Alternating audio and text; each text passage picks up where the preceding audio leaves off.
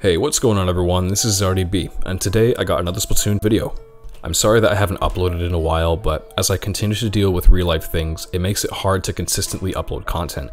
I'll continue to try the best I can to upload more for Splatoon, but as it stands, it seems like a lot of people are breaking off of the game for now and waiting for Splatoon 2 to release before they jump back in. Now, with that said, I understand the whole mindset with this, I get it. However, I think it's important to take note of a few things and get into habits before the next game in the series releases, and this will make the transition between the two games as smooth as possible and give you the biggest edge over the majority of players at the very start. These tips will consist of things that you should be doing right now and things that you should be doing or taking into account right as the game releases. So without further ado, here are some tips that I can give you on preparing yourself for the release of Splatoon 2.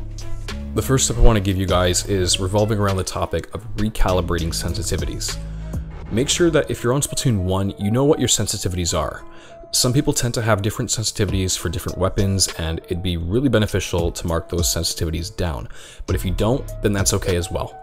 What I do recommend taking into account is the spectrum change in sensitivity from Splatoon 2. I did cover this in a previous video, but the long story short is that there's about a 5.5 difference in the sensitivity from Splatoon 1 to Splatoon 2 when utilizing the Pro controller, which is what I'll be using. This means that in my case, where my Splat 1 sensitivity is around -0.5, I would have to adjust my Splat 2 sensitivity to about +5 for the Pro controller. In addition to all of this, note that there's going to be two different sensitivities to adjust. That's right, in Splatoon 2, they're not combined into one single setting anymore. The sensitivities have now been split into two sections, tilt sensitivity and stick sensitivity. You'll need to configure both to get your ideal settings. Here's my recommendation when undergoing the process of configuring your desired sensitivity for when Splatoon 2 releases. Firstly, make sure that both sensitivities are set to the same value of 0. This should be the default. Secondly, configure your stick sensitivity.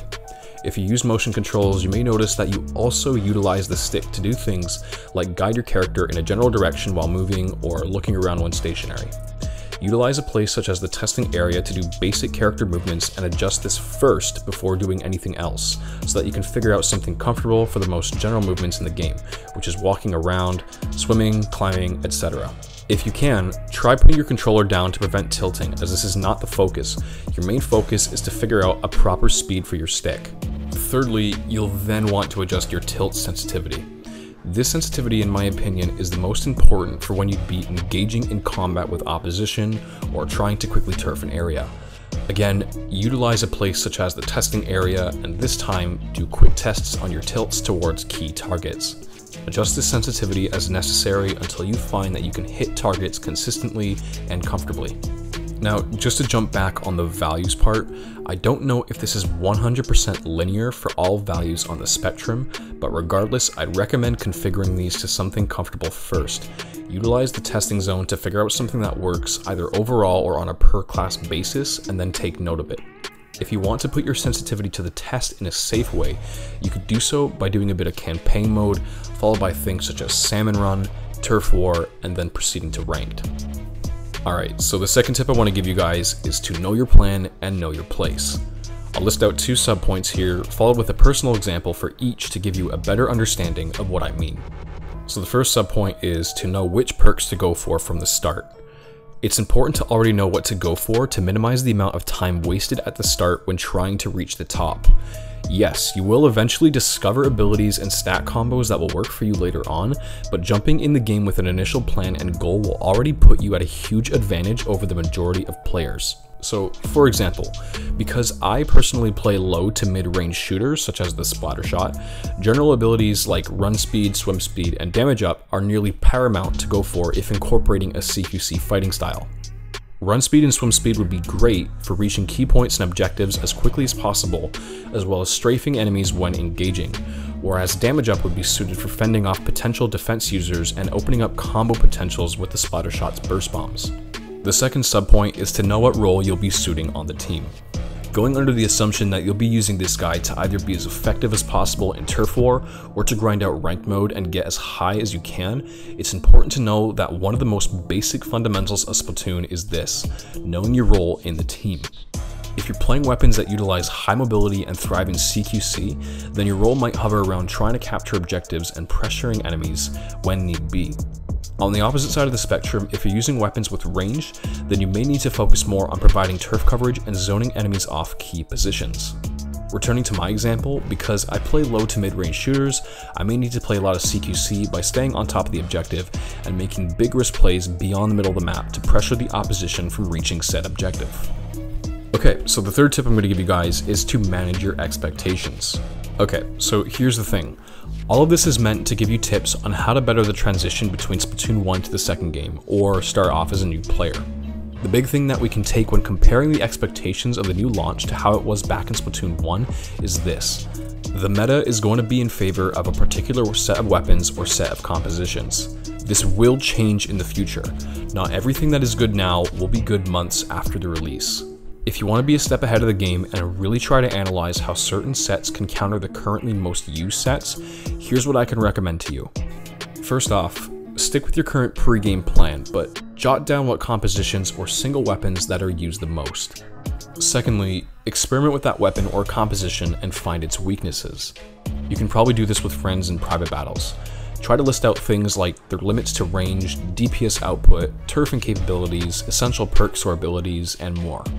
Lastly, when you have time or when you are stuck with your current plan regarding the use of your main weapon, learn that composition or weapon that can easily counter the presented meta and focus on mastering that for the time being.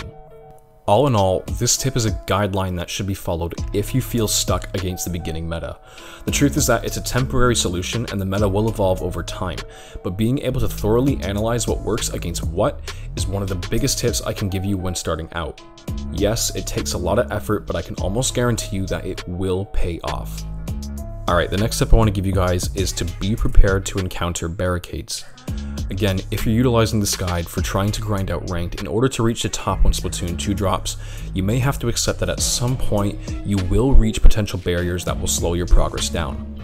Everyone has a suited playstyle, and it's important to know that the variation in playstyles allow for people to be countered. That's how this game works.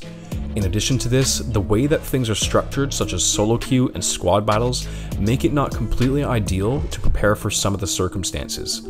What I mean by this is the following.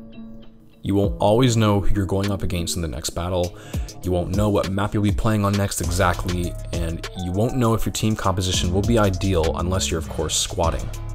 Coming to terms with this should help in maintaining a clear mindset in the long run, and 9 times out of 10 it will reduce the chances of drastically dropping things like your rank. If you feel like you're stuck, try doing other things like camping and salmon run to keep your flow and technique going without the added stress. Even taking short breaks is a big plus. Once you feel like you're ready, go back and try again. Okay, and the last general tip I want to give you guys is proper sleep and eating schedule. Boy, do I suck at abiding by this one, but honestly, it's the truth. One of the greatest things you can do for yourself is to respect your body, and this also affects how you may perform in video games. By maintaining a proper sleep schedule and eating right, you'll be able to keep your body full of energy and maintain focus. Personally, I find that if I'm running on little sleep, or I'm not eating enough, or not drinking enough water, I can't focus on things or react as fast as I'd like to, both in video games and in real life.